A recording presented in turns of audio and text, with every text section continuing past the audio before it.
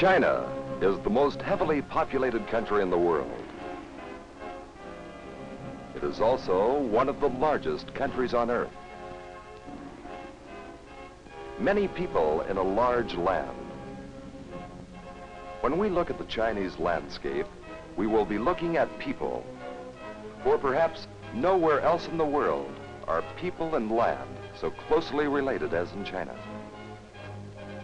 There are almost 4 times as many people in China as there are in the United States.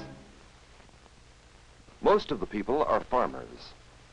For more than 35 centuries, people have tilled the land of China.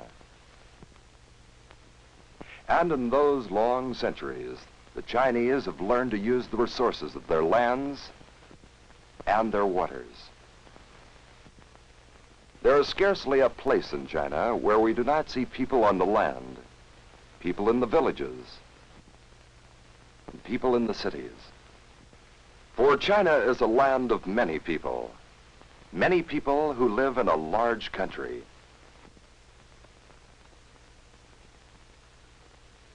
To see something of China's size, let's look at a map.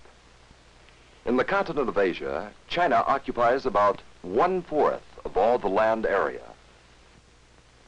On the west, China reaches to the boundary of India. On the east, the coast is opposite Japan. Where would your city in the United States be if it were put on a map of China? Charleston, South Carolina would be about where Shanghai is.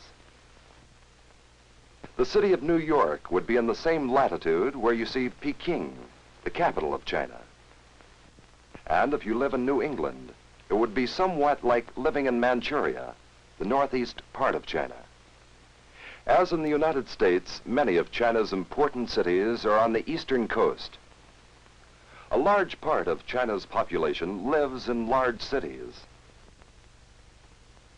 Streets thronged with people and vehicles are common in such cities as Shanghai, or Fuzhou, or Canton. These are the faces of some of China's people. A businessman who runs a small shop. A teacher in a city school. A schoolgirl. A doctor. A farm boy. We can see where most of China's people live on this map. Population is most dense in these areas. We can understand why when we see the areas of good farmland. Most of the people live where the soil is fertile and the climate favorable. The greenest lands are in South China, where fields of rice and forested hills, mountains and streams make a pleasant landscape. In South China, the most important crop is rice. Rice grows best in a hot, moist climate, the kind of climate we find throughout much of the region we call South China. This part of China is green with many hills and mountains. A long mountain range separates it from North China, the dry, dusty lands of yellow earth. 2 Chinas with many differences. Let's look again at the green, hilly China of the south. Many rivers wind through the green, hilly lands of South China. Some hills are well forested, and systematic replanting of pine is done in some areas.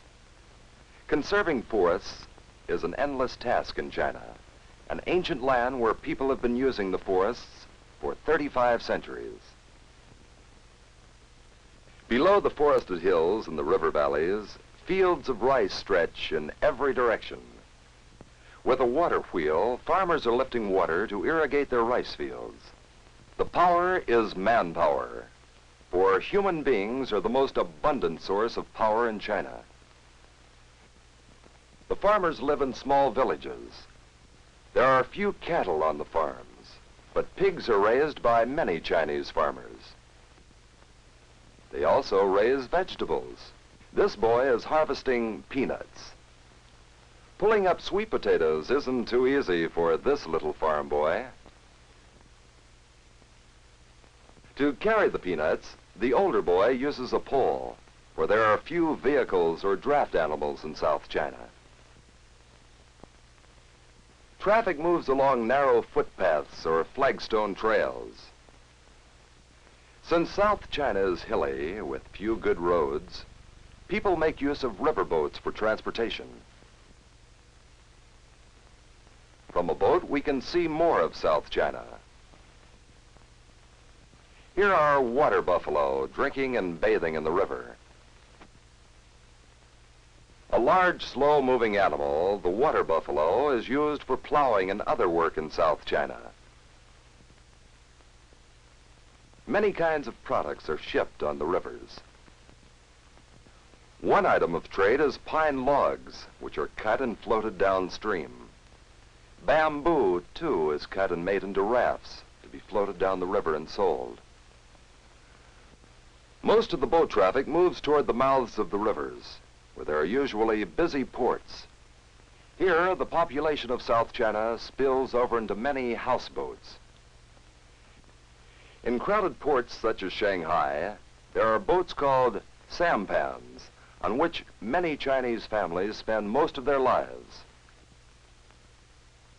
Larger boats, called junks, are seagoing ships that carry products such as timber and rice to other cities. These junks have their sterns painted in colorful designs. The paintings remind us of China's achievements in art through many centuries. On this junk, men are loading pine logs. Once more, we see manpower being used. This wood, cut in South China, may be shipped northward where wood is scarce. Perhaps this ship will sail along the coast from South China to North China. Very different from the green land of South China is North China, mostly a region of dusty, yellowish earth. Even along the rivers, we see dry, dusty lands typical of much of North China. In the north are more cattle than in South China. In the north, we'll find crops that can be grown without irrigation: millet, sorghum, corn, wheat, and kaliang. Kaliang is grown very widely for food. It is a tall plant that looks somewhat like corn. One of the most important food crops grown in North China is wheat. This boy, shuffling through the wheat, is turning the grain so that the kernels will dry in the sun. In agriculture, as in most other activities, little machinery is used. The grain is protected by hand-woven mats of straw and carried in hand-woven baskets. In China, as in many other lands, farm children often help with the work. Again, we see primitive methods used in the threshing of the grain by the farmers and the grinding of the grain into flour. Flour is sometimes used to make noodles, which are dried in the sun. For the Chinese, noodles are an important food, often taking the place of bread. Besides grain crops, farmers of North China grow various garden crops. These melons may be sold in the marketplace of a nearby town. In North China, where much of the country is flat, we see carts and more draft animals than in South China. Oxen are used as work animals, as well as horses and mules. Sturdily made of wood, this kind of two-wheeled cart is very widely used in North China. This, too, is North China. Pagodas that remind us of the long history of the Chinese people. In China's history, this city, Peking, sometimes called Peiping, has for centuries been an important center of Chinese life. Within the city are some of the fabulous religious buildings of ancient China. Peking's temples are famous examples of Chinese architecture and art. Peking, which in Chinese means northern capital, is today the center of government. We've seen some differences between the wetlands of South China and the drier lands of North China. But there are similarities. For instance, there are great rivers in both regions. The Yangtze is the great river of the south. The Huanghe, the Yellow River, is the great river of the north. More than a mile wide at some points, the great Huanghe has often brought disastrous floods to the treeless lands of North China. Banks crumble as the river begins to rise in flood stage. Near the river, thousands of laborers are gathered to repair a break in the dike. From a trestle built across the broken dike, workmen will try to close the gap. Tons of earth are brought by hand labor to close the breach. Trying to contain the Yellow River is a task the Chinese have faced for centuries.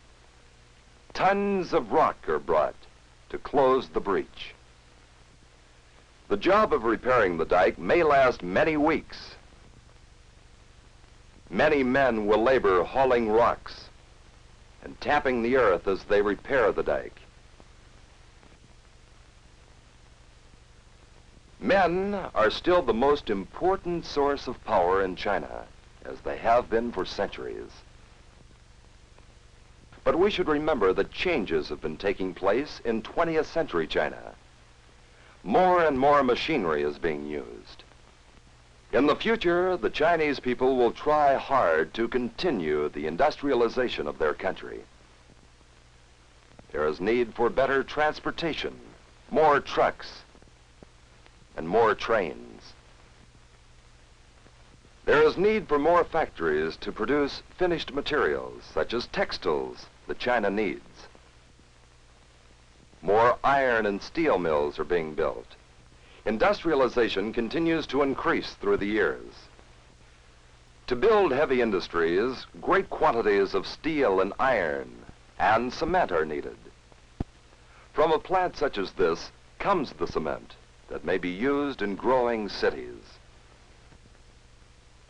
In the future, there will be a tendency to place more emphasis on commerce and industry. China, particularly in its big cities, is changing. But let's remember that the landscape of China will long remain much as it has been for centuries. Changes take time.